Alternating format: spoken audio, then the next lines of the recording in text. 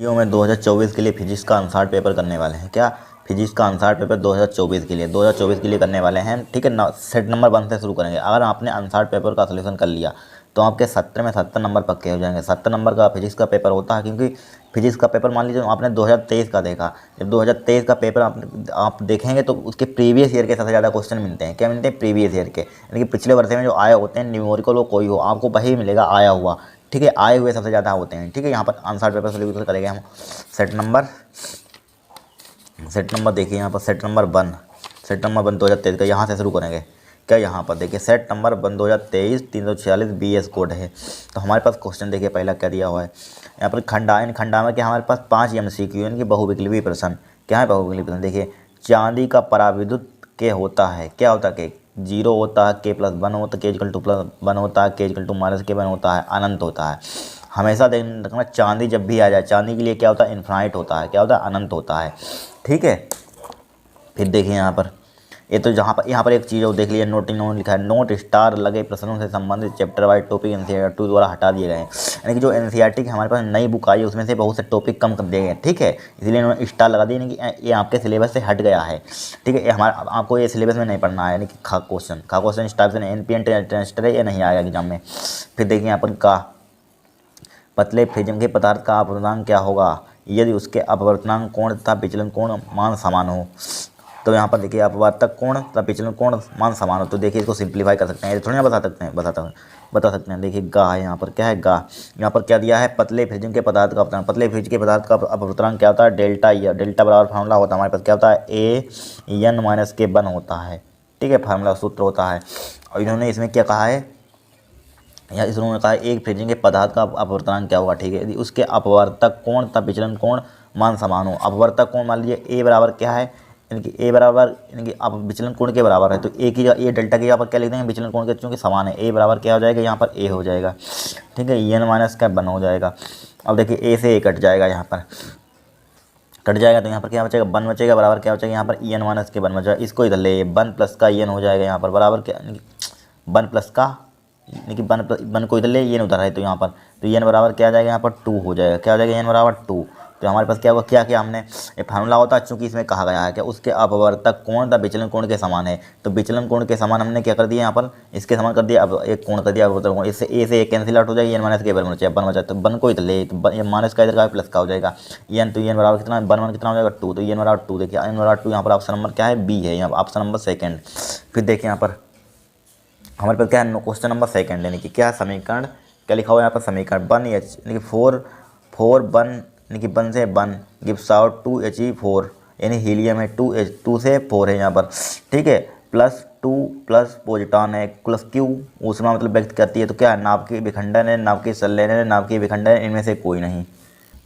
तो क्या होगी हमारे पास? नाभ की, यहाँ पर आपको बताते हैं कि नाभ की संलयन होगी। देखिए नाभ की संलयन का उदाहरण आपको लिख कर देते हैं। नाभ की संलयन का उदाहरण क्या होता है? कि नाभ की संलयन, इसके लिए एग्जाम्पल याद रखना। ठीक है, इस टाइप से भी एग्जाम्पल आ सकता है, इस टाइप से 1H1। ठीक है, 1H1। और देखिए प्लस, फिर प्लस होगा यहाँ पर सही से लिख लीजिए, यानी कि EH यहाँ पर 1H1 लिख दिया। क्या लिख दिया? 1H1, या यहाँ पर लगा सकते हैं H यहाँ पर लगा दिया, 1H1 plus H1H plus 1H1 plus H1H। ठीक है, 1 2 3 4 होने चाहिए, 4। ठीक है, फिर क्या होता है? गिव्स आउट होता है, यानी कि तीर का निशान लगाते हैं, इस टाइप से लगा दिया। फिर क्या होता है? 2He, इसके यहाँ पर लिखना होता है परमाणु क्रमांक एटॉमिक नंबर ना, तो 2He4 लिख दिया यहाँ पर, प्लस और क्या होता है? +2 प्लस का 1, ये क्या हमारे पास है? यानी कि बीटा 0 क्या होता है? ये पोजिटॉन होता है। क्या होता है? पोजिटॉन। ठीक है, पोजिटॉन प्लस का 2 न्यू ऊर्जा निकल गई, प्लस ऊर्जा निकल गई, ऊर्जा। ठीक है, इस टाइप से एग्जाम्पल आ सकता है एग्जाम में, इसको याद रखना। इसी को बेवकूफ़ बनाने के लिए क्या किया इन्होंने? इसमें यानी कि 4 लिख दिया, इनको जोड़ दिया डायरेक्टली। ठीक है, वही लिखा हुआ है 2He4 लिखा हुआ, +2 वही लिखा हुआ सेम टू सेम। तो क्या हमारे पास नाभिकीय संलयन अभिक्रिया है? क्या है? नाभिकीय संलयन है यहाँ पर। क्या है? नाभिकीय संलयन। नाभिकीय संलयन क्रिया क्या होती है, आपसे पूछे कोई नाभिकीय संलयन क्रिया का वह क्रिया जिसमें 2 या 2 से अधिक छोटे छोटे, क्या 2 या 2 से अधिक है, 2 या 2 से अधिक छोटे छोटे नाभिक आपस में मिलकर एक बड़े नाभिक का निर्माण करते हैं। क्या एक बड़े नाभिक का निर्माण करते हैं, नाभिकीय संलयन क्रिया कहलाती है। नाभिकीय संलयन क्रिया क्या होती है, एग्जाम में लिखने के लिए आएगी। क्या होती है, वह नाभिकीय क्रिया जिसमें 2 या 2 से अधिक छोटे छोटे नाभिक आपस में जुड़कर या मिलकर एक बड़े नाभिक का निर्माण करते हैं, नाभिकीय संलयन क्रिया कहलाती है। तो यहाँ पर क्या होगा, इसके लिए नाभिकीय संलयन होगा। क्या होगी, नाभिकीय संलयन। ठीक है, फिर देखिए नेक्स्ट क्वेश्चन। यहाँ पर नेक्स्ट क्वेश्चन देखिए क्या दिया यहाँ पर, यानी कि निम्नलिखित में से कौन सा मूल कण नहीं है, पॉजिट्रॉन, इलेक्ट्रॉन, अल्फा कण, न्यूट्रिनो, क्या न्यूट्रोनो क्या है यहाँ पर हमारे पास क्या होगा, यानी कि यहाँ पर यानी कि कौन सा यहाँ पर क्या मूल कण नहीं है, नहीं पूछा गया, ध्यान रखना है, मूल कण नहीं है। तो यहाँ पर नहीं कौन सा हो सकता है, नहीं यहाँ पर होगा थर्ड, यानी कि ये भी मूल कण है, ये भी मूल कण है, ये भी मूल कण है, तो ए वाला नहीं, अल्फा कण नहीं है। ठीक है, देखिए प्रतिरोध आर, प्रेरकत्व L, यानी कि रेजिस्टेंस, इंडक्टेंस, कैपेसिटर दिया, श्रेणी क्रम में जुड़े हैं। प्रत्यावर्ती धारा स्रोत से आवर्ती या अनुनाद आवर्ती NR है, तो इसकी स्थिति में धारा विभव का पश्चिम होगा, क्या होगा, पश्चिम होगा। n बराबर 0 पर होगा, n is greater than NR होगा, n इजकल टू NR होगा, n is less than NR होगा, क्या n is less than NR होगा। ठीक है, जब ये LCR परिपथ पढ़ा होगा तो आपको मालूम होगा।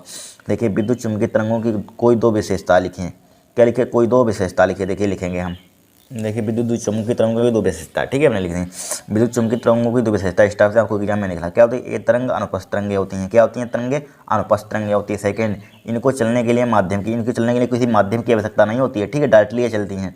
ठीक है, 2 विशेषता पूछेंगे, 2 हमने लिख दी। फिर देखिए यहाँ पर क्या देहली तरंग धैर्य क्या तात्पर्य है। देखिए देहली तरंग धैर्य क्या होती है, देहली तरंग धैर्य से क्या तात्पर्य है, वह अधिकतम तरंग धैर्य जो किसी धातु की सतह से इलेक्ट्रॉन उत्सर्जित कर सके, क्या देहली तरंग धैर्य कहलाती है। इसे लैम्डा नोट से प्रदर्शित करते हैं। हमेशा ध्यान रखना, यहाँ पर मेन पॉइंट क्या है, यहाँ पर अधिकतम, यहाँ पर न्यूनतम नहीं, अगर न्यूनतम हो गई तो गलत हो जाएगी। यहाँ पर देहली तरंग में तो अधिकतम लिखेंगे, यहाँ पर क्या लिखेंगे, अधिकतम लिखेंगे यहाँ। ठीक है, क्या होती है, अधिकतम ध्यान रखना, यहाँ पर अधिकतम जरूर लगाना। बा अधिकतम तरंगदैर्घ्य जो किसी धातु की सतह से इलेक्ट्रॉन उत्सर्जित कर सके, देहली तरंगदैर्घ्य कहलाती है। इसे लैम्डा नोट से प्रदर्शित करते हैं। ठीक है, नोट डाउन कर लेना, कॉपी में याद कर लेना। फिर देखिए नेक्स्ट क्वेश्चन हमारे पास क्या है, यहाँ पर पूछा गया, देखिए ये वाला क्वेश्चन देखिए, यानी कि n बराबर 3/2 अपवर्तनांक वाले कांच के एक उत्तल लेंस को n बराबर 3/2 अपवर्तनांक वाले द्रव क्या लिक्विड में डुबाने पर फोकस दूरी और प्रगति पर क्या प्रभाव पड़ेगा। ठीक है, बड़ा सिंपल क्वेश्चन है। देखिए n बराबर हमारे पास सबसे पहले एक फार्मूला आपको लर्न होना चाहिए, क्या होता है, बना पानी। अब क्या हमारे पास क्वेश्चन नंबर कौन सा है, गा है, यानी कि गा, दूसरे का गा। ठीक है, दूसरे का गा है। ठीक है, तो यहाँ पर देखिए सबसे पहले हमारे पास यानी कि एक फार्मूला होता है, बना पानी एफ इजकल टू क्या होता है, N2/N1 माइनस का 1। ठीक है, माइनस का 1 डिवाइड में क्या होता है, 1/R1 माइनस के 1/R2। ठीक है, फार्मूला आपको लर्न कर लेना है। ठीक है, फार्मूला तो चूँकि जहाँ N2 का है हमारे पास, N2 क्या है हमारे पास, माध्यम का अपवर्तनांक है। क्या है, माध्यम का अपवर्तनांक, माध्यम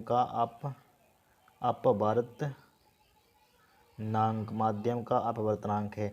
जहाँ N1 क्या है हमारे पास, लेंस का अपवर्तनांक। क्या है, लेंस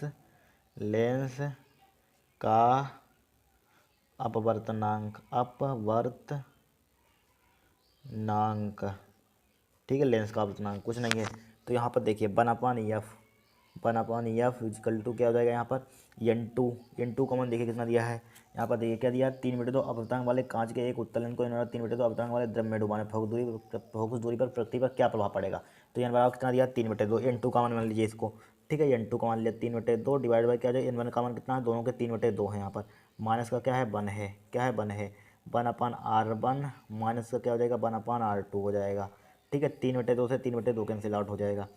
तो यहाँ पर क्या हो जाएगा, 1/F1 इजकल टू बचेगा 1 माइनस के 1/R1 माइनस के क्या, 1/R2 हो जाएगा यहाँ पर। ठीक है, 1/R1 माइनस के 1/R2, तो क्या हो जाएगा, 1/F इजकल टू 1 से 1 कैंसिल आउट हो जाएगा, 0 1/R1 माइनस के क्या बचेगा, 1/R2 बचेगा यहाँ पर। ठीक है, यहाँ पर मल्टीप्लाई में 0 से मल्टीप्लाई करेंगे कितना हो जाएगा, 0 हो जाएगा। ठीक है, 0, या इसको ले सकते हैं 1/0 इधर ले, एफ को उधर भेज दिए, ये क्या होता है, इन्फिनिटी होता है। क्या होता है, इन्फिनिटी, यानी कि एफ का मान हमारे पास क्या आ गया, इन्फिनिटी। ठीक है, एफ का मान कितना आ गया, इन्फिनिटी, हमारे पास इन्फिनिटी आ गया। तो यहाँ पर क्या लिख देंगे, यहाँ पर चूंकि फोकस दूरी क्या होगी, अनंत हो जाएगी। यहाँ पर लिख देंगे चूंकि, या अतः लिख दीजिए,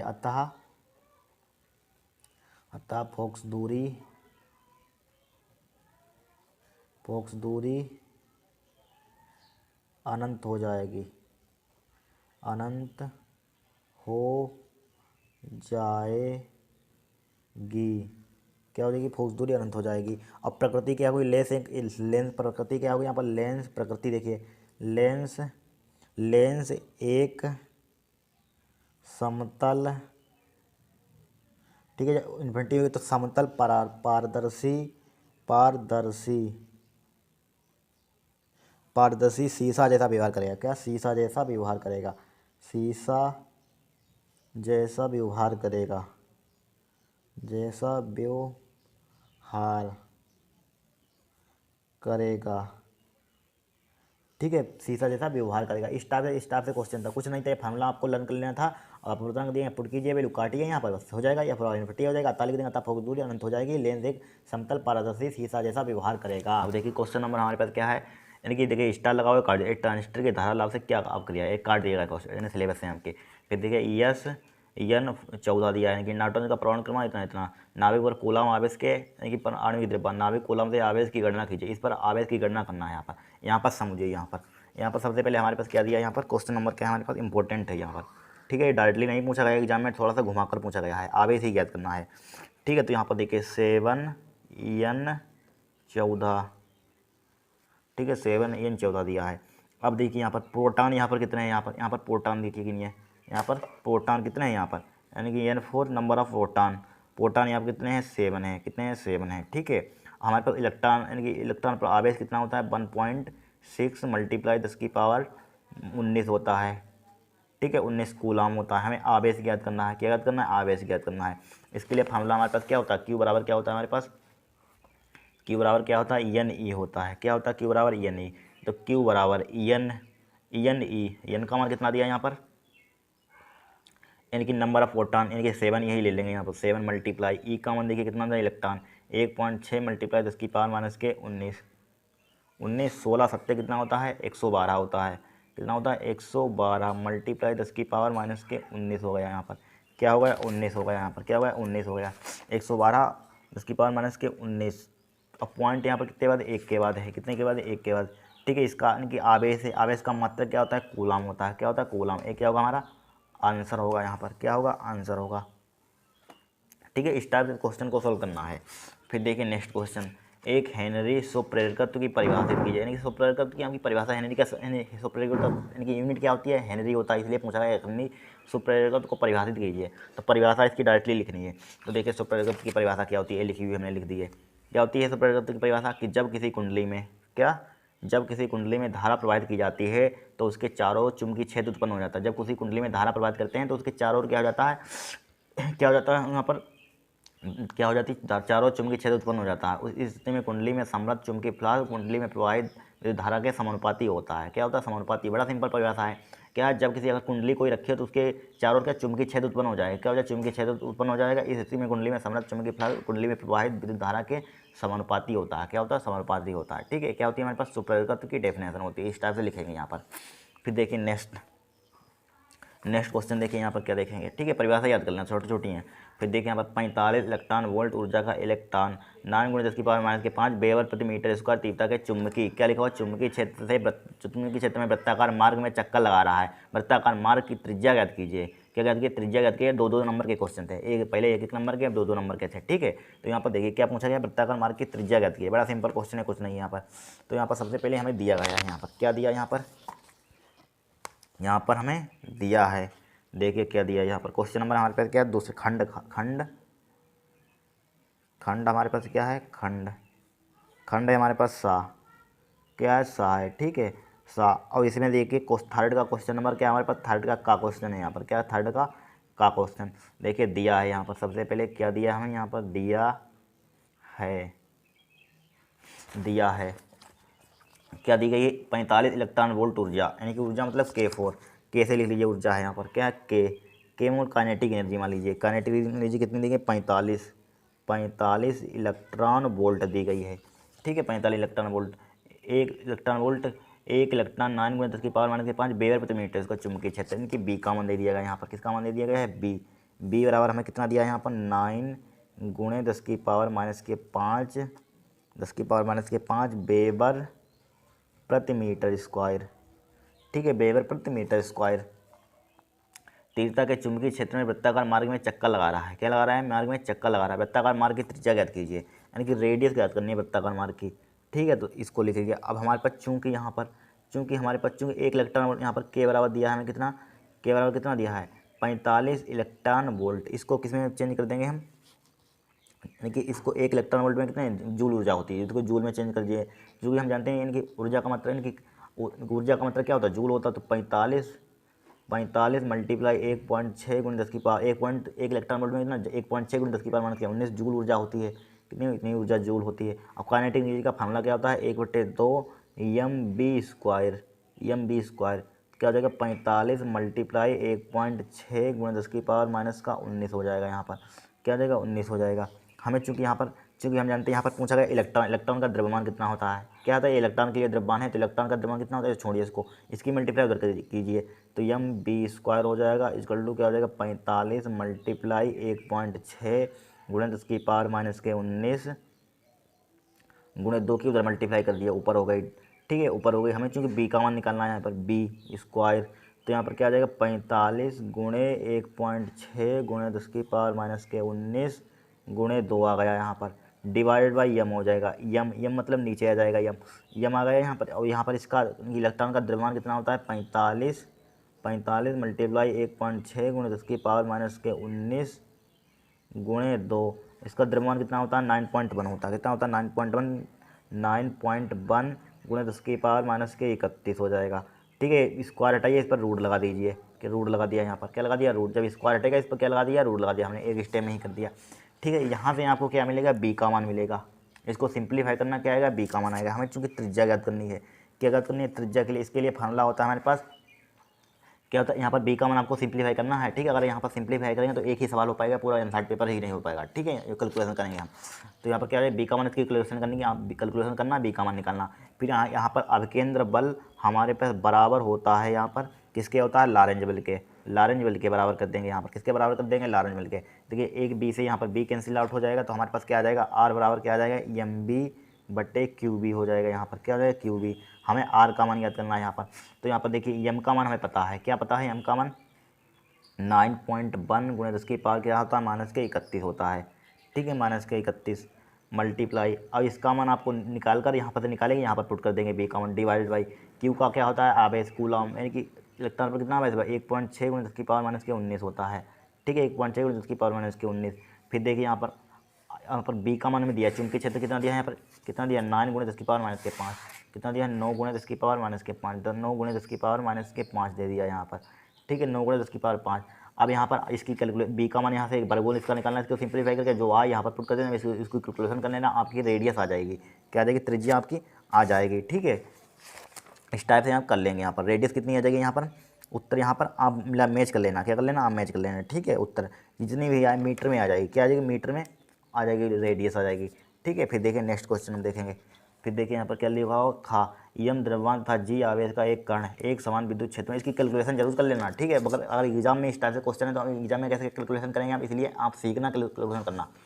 ठीक है, फिर देखिए यहाँ पर क्या लिखा हो? यम द्रव्यमान तथा क्यू आवेश का एक कण एक समान विद्युत क्षेत्र में विरामावस्था में चलकर डी दूरी तय करता है। क्या करता है? डी डिस्टेंस तय करता है। सिद्ध कीजिए कि कण द्वारा अर्जित वेग 2qEd डिवाइड बाई यम। इतना हमें सिद्ध करके लाना है। ठीक है, 2 नंबर का क्वेश्चन है, कुछ नहीं है, बड़ा सिंपल है। विद्युत क्षेत्र की तीव्रता, विद्युत क्षेत्र वाला हमारे पास चैप्टर, उसी से क्वेश्चन आया बना हुआ है, थोड़ा घुमाकर पूछा गया है। ठीक है, तो देखिए यहाँ पर सबसे पहले यहाँ पर क्या करेंगे, हम जानते हैं कि ES बराबर यहाँ पर यानी गति का समीकरण होता है। प्रथम समीकरण द्वितीय समीकरण होता है। गति का समीकरण क्या होता है? गति के द्वितीय समीकरण से, गति के क्या हमारे पास तीसरे का खा है, यहाँ पर क्या है? खा है। गति के द्वितीय समीकरण से, गति के द्वितीय समीकरण से, या यहाँ पर देखिए क्या लिखा हुआ है, यानी कि यम द्रव्यमान क्यू आवेश का एक कण एक समान विद्युत क्षेत्र में विरामावस्था में चलकर डी दूरी तय करता है। क्या करता है? डी दूरी तय करता है। एक कण मान लीजिए इस टाइप से विद्युत क्षेत्र होगा, इस टाइप से, यहाँ पर इस टाइप से विद्युत क्षेत्र होगा, आपको समझाने के लिए। ठीक है, एक कण क्या है यहाँ पर? एक कण, यहाँ पर क्या लिखा? यम द्रव्यमान क्यू आवेश का एक कण एक समान विद्युत क्षेत्र में विरामावस्था में चलकर डी दूरी तय करता है। ठीक है, डी दूरी क्या करता है? हमारे पास तय करता है। एक कण यहाँ पर इस टाइप से होगा। ठीक है, इसका भार क्या होगा? mg होगा। क्या होगा? भार mg होगा। यहाँ पर u बराबर क्या हो जाएगा? 0 हो जाएगा। ठीक है, विरामावस्था में क्या एक चल एम द्रव्यमान S1 यहाँ पर क्या लिखा हुआ है विरामावस्था। क्वेश्चन समझिए, यहाँ पर क्लास 11 में कि फिजिक्स पढ़ी होगी तो आपको कोई दिक्कत नहीं होगी। ठीक है, विरामावस्था मतलब क्या होता है, यू बराबर जीरो होता है। क्या होता है, यू बराबर यानी कि इनिशियल वेलोसिटी जीरो, यानी कि प्रारंभिक वेग क्या होता है, जीरो होता है। ठीक है, क्या होता है, प्रारंभिक वेग जीरो होता है। ठीक है, इस टाइप से क्या हमारे पास विद्युत क्षेत्र है, यहाँ पर क्या है, विद्युत क्षेत्र है। ठीक है, तो गति के द्वितीय समीकरण क्या होता है, एस बराबर क्या होता है, यू टी यही होता है द्वितीय समीकरण, द्वितीय होता है, द्वितीय होता है। U T half A T square क्या होता है, हाफ ए टी स्क्वायर। ठीक है, जो भी हो प्रथम द्वितीय हमने लिख दिया गति के द्वितीय समीकरण से। इस बराबर क्या होता है, U T half A T square. ठीक है, अब देखिए यहाँ पर, ठीक है, यही दूसरा समीकरण, इस बराबर क्या होता है, U T half A T square होता है। अब देखिए यहाँ पर चूंकि चूंकि यू क्या है, चूंकि यहाँ पर क्या लिखा हुआ है, विरामावस्था लिखा हुआ है। विरामावस्था में क्या होता है, यू बराबर जीरो होता है। तो यू बराबर जीरो यहाँ पर है, तो ये क्या हो जाएगा, जीरो हो जाएगा। तो यस बराबर क्या हो जाएगा, यहाँ पर यू जीरो मल्टीप्लाई टी हो जाएगा यहाँ पर, प्लस 1/2 हो जाएगा यहाँ पर, क्या हो जाएगा 1/2, क्या हो जाएगा 1/2। यहाँ पर क्या है, ए लिखा हुआ है, ए टी स्क्वायर हो जाएगा यहाँ पर। ए का इसका मान क्या होगा, जीरो, इसकी जीरो की मल्टीप्लाई करते हैं क्या हो जाएगा, जीरो हो जाएगा। तो यस बराबर हमारे पास क्या आ जाएगा, 1/2 हो जाएगा, ए टी स्क्वायर हो जाएगा यहाँ पर, क्या हो जाएगा, ए टी स्क्वायर हो जाएगा। क्योंकि हमें यहाँ पर डिस्टेंस कही गई है, डी यानी कि चलकर दूरी डी तय करता है। यहाँ पर यस लिखा होता तो इनकी यस ही लिखा रहना है। यहाँ पर चलकर दूरी यानी कि इसका विस्थापन कितना होता है, डी होता है। तो यहाँ पर डी, इसकी यहाँ पर क्या लिख देंगे, डी लिख देंगे। ठीक है, डी लिख दिया यहाँ पर, 1/2 हो जाएगा, ए टी स्क्वायर हो जाएगा। यहाँ पर हमें मान यहाँ पर किसका निकालना है, यहाँ पर ए का टी का मान लिए, मान निकाल लीजिए यहाँ पर टी, तो इसके दो के इधर मल्टीप्लाई कर दिया, 2d हो जाएगा इक्वल टू क्या हो जाएगा, ए टी स्क्वायर हो जाएगा। यहाँ पर क्या हो जाएगा, ए टी स्क्वायर हो जाएगा यहाँ पर। तो या यहाँ पर लिखिए या यहाँ पर टी स्क्वायर क्या हो जाएगा, यहाँ पर टी स्क्वायर हो जाएगा 2d अपन ए हो जाएगा। यहाँ पर क्या हो जाएगा, ए। तो यहाँ पर क्या आ जाएगी, टी का मान क्या आ जाएगा, यहाँ पर 2d/a, इस पर स्क्वायर उधर ले जाएंगे, क्या हो जाएगा, अंडर रूट हो जाएगा। यहाँ पर टी का मान आ गया हमारे पास, इसको डाल दीजिए इक्वेशन फर्स्ट। यानी कि टी का मान भी पूछ सकता है, इतना भी सिद्ध करने के लिए एग्जाम में आ सकता है, टी का मान इतना सिद्ध कीजिए, इसको ध्यान रखना। ठीक है, इतना भी सिद्ध करने के लिए आ सकता है 2d/a। और यहाँ पर हमसे क्या पूछा, आज बेग पूछा, यहाँ पर समय भी पूछा जा सकता है। ठीक है, अब हम जानते हैं EF बराबर हमारे पास क्या होता है, EF बराबर होता है फॉर्मूला विद्युत क्षेत्र की तीव्रता में पढ़ा हुआ QE होता है। क्या होता है, QE। ठीक है, हम जानते हैं न्यूटन के गति का द्वितीय नियम, क्लास 11 में पढ़ा होगा, इनकी गति के नियम में न्यूटन गति का द्वितीय नियम क्या होता है, ये बराबर क्या होता है, EMA होता है। क्या होता है, EMA होता है, बराबर क्या हो जाएगा, QE हो जाएगा। ठीक है, क्या हो जाएगा, QE हो जाएगा। ठीक है, हमें यहाँ पर ए का मान निकालना है, क्या निकालना है, KE हो जाएगा। यहाँ पर क्या हो जाएगा, के, यहाँ पर क्या हो जाएगा, QE डिवाइड बाई क्या हो जाएगा, यहाँ पर EM हो जाएगा। यहाँ पर क्या हो जाएगा, EM हो जाएगा, QE डिवाइड बाई EM। अब देखिए ए का मान है यहाँ पर समीकरण 1 में रख दीजिए, तो ए का मान समीकरण 1 में रखने पर यहाँ पर लिख दीजिए ए का मान समीकरण 1 में रखने पर, ए का मान समीकरण 1 में रखने पर, समीकरण 1 में रखने पर ए का मान समीकरण 1 में रखने पर, समीकरण 1 क्या है हमारे पास, यहाँ पर है। तो यहाँ पर पुट कीजिए ए का मान समीकरण 1 में रखने पर, तो टी बराबर हमारे पास क्या आ जाएगा, यहाँ पर टी बराबर आ जाएगा 2d। यहाँ पर पुट कीजिए EM क्या हो जाएगा, यहाँ पर EM पहुँच जाएगा ऊपर, यह लिख दीजिए 2d। इसका मान क्या है, QE अपन क्या है, EM है, अंडर रूट है, यहाँ पर क्या है, अंडर रूट। तो क्या हो जाएगा 2d अपन क्या हो जाएगा, QE हो जाएगा। यहाँ पर क्या हो जाएगा, यहाँ पर 2d अपन QE हो जाएगा यहाँ पर। ठीक है, QE। अब देखिए यहाँ पर EM को उधर भेज दीजिए, ऊपर पहुँच जाएगा EM, इस पर क्या हो जाएगा, under root 2d M divide by क्या होगा, QE हो गया। अब गति का प्रथम समीकरण, इसको डाल दीजिए इक्वेशन सेकंड डाल दीजिए, ये यहाँ पर लिख दीजिए एक बार, टी बराबर क्या आ गया हमारे पास, 2d M डिवाइड बाई क्या हो जाएगा, QE हो जाएगा यहाँ पर। ठीक है, QE, इसको डाल दीजिए इक्वेशन सेकंड, क्या डाल दिया, इक्वेशन सेकंड डाल दिया। अब देखिए गति के प्रथम समीकरण से, गति का प्रथम समीकरण क्या होता है, B बराबर क्या होता है, U+AT। क्या होता है, U+AT, इसका मान क्या हो जाएगा, जीरो हो जाएगा, क्योंकि हमारे पास क्या है, U का मान क्या है, जीरो है, क्योंकि U बराबर क्या है, जीरो है। तो यहाँ पर क्या हो जाएगा, जीरो। B बराबर क्या हो जाएगा, AT हो जाएगा। यहाँ पर क्या हो जाएगा, AT हो जाएगा। ठीक है, अब देखिए थोड़ा समझना है यहाँ पर, B बराबर ए का मान देखिए ऊपर दिया गया है, ए का मान कहाँ पर निकाला था हमने, ए निकाला था, ए का मान QE/M, ए का मान क्या निकाला, QE/M। ठीक है, तो यहाँ पर पुट कर दीजिए, क्या पुट कर दिया, QE/M पुट कर दिया। टी का मान देखिए ये है, क्या है, ए है, तो क्या है 2d M डिवाइड बाई क्या है, QE है यहाँ पर। अब देखिए समझिए, आपको रफली एक बात समझाते हैं।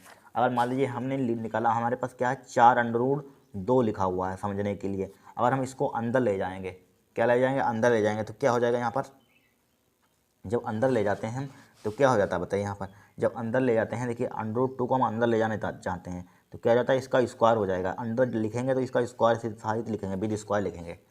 ठीक है, जब भी अंदर जाए कोई चीज़ तो स्क्वायर हो जाती है। मान लिया 3√2 लिखा हुआ है हमारे पास, क्या लिखा 3√2, इसको अंदर ले जाएंगे तो क्या हो जाएगा √2 इंटू क्या हो जाएगा 3 का स्क्वायर हो जाएगा, अंदर अंदर ले जाएंगे। तो इसी प्रकार यहाँ पर इसको अंदर ले जाना चाहते हैं, क्या ले जाना चाहते हैं अंदर, तो अंदर ले जाएंगे तो क्या हो जाएगा b बराबर क्या हो जाएगा अंडर रूट इसका क्या हो जाएगा 2dm जिनका 3 का इसको अंदर ले जाना चाहते हैं क्या हो जाएगा स्क्वायर हो जाएगा, क्यू ई का स्क्वायर हो जाएगा डिवाइडेड बाई इसको अंदर ले जाना चाहते हैं em स्क्वायर हो जाएगा, क्यू ई जिनका 3 लिखा हमने, क्या लिखा क्यू ई जिनका 3। अब देखिए क्यू ई से यहाँ पर देखिए एक बार इसको लिख सकते हैं, स्क्वायर का मतलब क्या होता है यहाँ पर b बराबर क्या हो जाएगा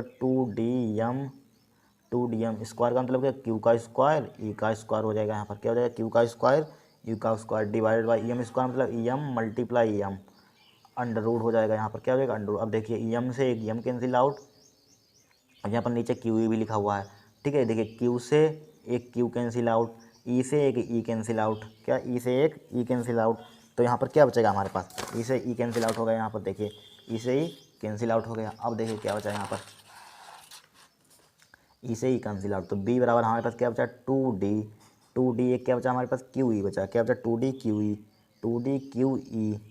क्यू लिख दीजिए कोई दिक्कत नहीं, डिवाइड बाई क्या बचा एम बचा, ठीक है क्या बचा एम बचा। यही प्रूव करना था, थोड़ा अरेंज कर दीजिए, ठीक है। पहले क्या लिखा 2d आगे लिखा, ठीक है डी पहले 2q आगे लिख दिए 2q लिख दिया आगे, फिर क्या लिख दिया ed लिख दिया ed डिवाइड बाई क्या हो जाएगा एम हो जाएगा। यही क्या करना था हमें प्रूफ करना था, क्या करना था प्रूफ करना था।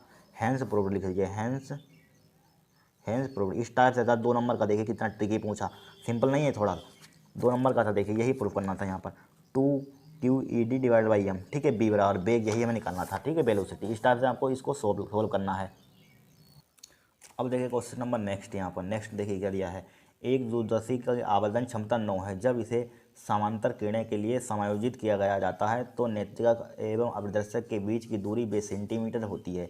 दोनों लेंस की फोकस दूरियाँ ज्ञात कीजिए, क्या ज्ञात कीजिए दोनों लेंस की फोकस दूरियाँ ज्ञात कीजिए। तो यहाँ पर देखिए फोकस दूरियाँ यहाँ पर ज्ञात करेंगे। सबसे पहले यहाँ पर दिया गया है क्या दिया है, एक दूरदर्शी आवर्धन क्षमता किसे लिखते हैं एम से लिखते हैं, तो आवर्धन क्षमता यहाँ पर गा है, क्वेश्चन नंबर क्या है हमारे पास गा है, तो यहाँ पर गा यानी कि कौन सा है गा, ठीक है तीसरे का गा है, गा है तीसरे का, ठीक है। तो दिया है यहाँ पर क्या दिया है, यहाँ पर दिया है क्या दिया है यहाँ पर आवर्धन यानी कि एम का मान दिया है, एम का मान कितना दिया है 9 दिया है। फिर देखिए वे समांतर किरणें के लिए समायोजित की जाती है, नेत्रिका एवं अवदर्शक के बीच की दूरी, नेत्रिका एवं अवदर्शक के बीच की दूरी यानी कि यल का मान दिया है, यहाँ पर किसका मान दिया है यल का मान, यल का मान दिया है। नेत्रिका अवदर्शक के बीच की दूरी यानी कि कैपिटल यल बराबर कितना दिया है 20 सेंटीमीटर दिया है, ठीक है। एक हमारे पास फार्मूला होता है क्या होता है यल बराबर होता है, यल बराबर क्या होता है एफ ही या इसी के बराबर लिखिए, इसका यल का फार्मूला क्या होता है एल का फार्मूला होता है एफ ई यानी कि एफ ई नेत्रिका की फोक दूरी यानी कि अभिदर्शक की फोक दूरी प्लस नेत्रिका की फोक दूरी, F zero plus F E यानी कि एल का फार्मूला क्या होता है F zero plus F equal to क्या दिया है 20 दिया है फार्मूला होता है। इसको डाल दीजिए क्वेश्चन फर्स्ट, समीकरण 1 डाल दिया यहाँ पर, क्या डाल दिया समीकरण 1। और देखिए यहाँ पर मान लीजिए समीकरण 1 डाल दिया, हमारे पास एम का फार्मूला होता है कि एम बराबर होता है क्या होता है एम बराबर एफ जीरो डिवाइड बाई क्या होता है एफ ई होता है। अब एम का मान हमें दिया गया है यहाँ पर, एम का मान कितना दिया है 9, तो एफ जीरो डिवाइड बाई क्या हो जाएगा एफ ई हो जाएगा इक्वल टू क्या हो जाएगा 9 हो जाएगा, ठीक है। मान लीजिए हम यहाँ पर किसका मान निकालें एफ जीरो का मान, इसकी मल्टीप्लाई उधर कर दीजिए तो क्या हो जाएगा एफ जीरो इक्वल टू क्या हो जाएगा 9 इंटू एफ ई हो जाएगा। अब एफ जीरो का मान समीकरण 1 में रखने पर यहाँ पर पुट कीजिए एफ जीरो का मान समीकरण 1 में रखने पर, समीकरण 1 में रखने पर तो एफ जीरो का समीकरण 1 में रख दीजिए, एफ जीरो कौन कितना 9 एफ ई है यहाँ पर प्लस का एफ ई है इक्वल टू क्या है 20 है, क्या है 20 है, ठीक है। ये 9 एफ ई 9 कितना रहेगा 20 एफ ई हो जाएगा, कितना रहेगा 20 एफ ई हो जाएगा, ठीक है। इक्वल टू क्या हो जाएगा यहाँ पर 20 हो जाएगा, 20 होगा यहाँ पर और यहाँ यानी कि 20 कितना 9 1 10 हो जाएगा यहाँ पर 9 1 10, ठीक है 10। तो यहाँ पर क्या आ जाएगा एफ ई कितना आ जाएगा 20 बटे कितना हो जाएगा 10 हो जाएगा, काट दीजिए 10 दूनी 20 इक्वल टू क्या आ जाएगा 2 आ जाएगा 2 सेंटीमीटर यानी कि एफ ई का मान कितना आएगा 2 सेंटीमीटर, ठीक है 2 सेंटीमीटर। हमसे क्या पूछा गया था यानी कि दोनों लेंस की फोक दूरियाँ ज्ञात कीजिए, दोनों लेंस की फोक दूरियाँ यानी कि पहली हमारे पास एफ ई का मान कितना आ गया एफ ई का मान कितना आ गया 2 सेंटीमीटर आ गया, पहली फोक दूरी हो गई हमारे पास। अब एफ ई का मान समीकरण इसमें रख लीजिए, यहाँ पर समीकरण 2 डाल दीजिए, समीकरण 2 रखने पर एफ ई का मान समीकरण 2 में रखने पर एफ ई का मान समीकरण 2 में रखने पर, समीकरण 2 में रखने पर, समीकरण 2 तो क्या हो जाएगा, F0 इक्वल टू क्या हो जाएगा 9FE हो जाएगा। ठीक है, तो यहाँ पर देखिए यहाँ पर क्या हो जाएगा, F0 इक्वल टू 9 मल्टीप्लाई, इसका मान कितना आया 2 आया, तो कितना आ जाएगा यहाँ पर F0 का मान कितना आ जाएगा, F0 का मान कितना आ जाएगा हमारे पास, यहाँ पर इसकी मल्टीप्लाई कीजिए, 9 दूनी कितना हो जाएगा 18 हो जाएगा, कितना हो जाएगा यहाँ पर 9 दूनी 18, तो 18 सेंटीमीटर आ जाएगा, यहाँ पर क्या आ जाएगा 18 सेंटीमीटर आ जाएगा। ठीक है, इस टाइप से क्वेश्चन को हमें सोल्व करना है, यानी कि दूसरा आंसर भी आ गया हमारे पास। यही फौजूरिया पूछिए, पहला आंसर है, पहला आंसर है दूसरा आंसर। फिर देखिए नेक्स्ट क्वेश्चन, यहाँ पर नेक्स्ट क्वेश्चन देखिए क्या है, ओमी तथा अनोमी प्रतिरोध से क्या तात्पर्य है। अनोमी परिपथ के लिए बोल्टा धारा के बीच ग्राफ खींचिए, गत्यात्मक प्रतिरोध को परिभाषित कीजिए। कुछ नहीं, यहाँ पर क्या लिखे हो, ओमी तथा अनोमी प्रतिरोध से क्या तात्पर्य है, क्या है क्या तात्पर्य। ओमी प्रतिरोध क्या होते हैं, जो ओम के नियम का पालन करते हैं ओमी प्रतिरोध कहलाते हैं। देखिए हमने डेफिनेशन लिखी है यहाँ पर, ओमी प्रतिरोध क्या होता है, बेसभी चालक जो ओम के नियम का पालन करते हैं ओमी प्रतिरोध कहलाते हैं। बस कुछ नहीं, यहाँ पर ओम के नियम का जो ओम मतलब ओमी नियम का पालन करते हैं ओमी प्रतिरोध कहलाते हैं। इसके लिए एग्जाम्पल लिख देना, पारा। अनोमी प्रतिरोध क्या होता है, बे प्रतिरोध जो ओम के नियम का पालन नहीं करते हैं, इसका जस्ट अपोजिट कर देते हैं, पालन नहीं करते हैं वो अनोमी प्रतिरोध कहलाते हैं। जैसे निर्वात नलिकाएं, एग्जाम्पल भी लिख देना है। ठीक है, क्या लिख देना है, जैसे निर्वात नलिकाएं, ये क्या होते हैं हमारे पास अनओमी प्रतिरोध होते हैं। देखिए गत्यात्मक प्रतिरोध क्या होता है, एक ऐसा प्रतिरोध जिसका मान अनोमी परिपथ के साथ समय के साथ परिवर्तित होता है गत्यात्मक प्रतिरोध कहते हैं। क्या कहते हैं, गत्यात्मक प्रतिरोध कहते हैं। क्या लिखा हुआ, एक ऐसा प्रतिरोध जिसका मान अनोमी परिपथ के साथ समय के साथ, क्या समय के साथ परिवर्तित होता है, गत्यात्मक प्रतिरोध कहते हैं। अब देखिए इसका ग्राफ बनाएंगे, यहाँ पर क्या लिखेंगे, अनोमी परिपथ के लिए बोल्टा और धारा के बीच ग्राफ खींचिए। तो ग्राफ खींचेंगे, देखिए बोल्टा और धारा के बीच ग्राफ। तो मान लीजिए इस टाइप से यहाँ पर हमने एक लाइन इस टाइप से खींच दी, इस टाइप से क्या बनाना है, ग्राफ बनाना है। यहाँ पर क्या होता है, एक सच होता है, यहाँ पर क्या होता है, एक सच होता है, एक क्या होता है हमारे पास बाई एच होता है, क्या होता है बाई एच होता है। हमारे पास पूछा क्या गया है, यहाँ पर क्या पूछा गया है, अनोमी। क्या अनोमी, अनोमी के लिए क्या होता है, तिरछा थोड़ा सा टेढ़ा होता है, इस टाइप से टेढ़ा होता है। अगर ओमी पूछता तो सीधा जाता, क्या जाता, सीधा जाता है। क्या जाता है, एक किस टाइप से ग्राफ होता है हमारे पास, पी एन सनी डायोड की तरह ग्राफ होता है। क्या होता है, पी एन सनी डायोड की तरह। ठीक है, इस टाइप से हमको ग्राफ बना देना है यहाँ पर। ठीक है, अगर ओमी अगर कहता है तो अगर एग्जाम में अब किया जाए ओमी, तो इस टाइप से हमको सीधा खींच देना है। क्या खींच देना है, सीधा खींच देना है। ठीक है, इस टाइप से क्या बनाते हैं, ग्राफ बनाते हैं यहाँ पर। इस टाइप में आपको ग्राफ बना देना है यहाँ पर, इस टाइप से। ठीक है, इस टाइप से आपको ग्राफ बना देना है, कुछ नहीं है यहाँ पर।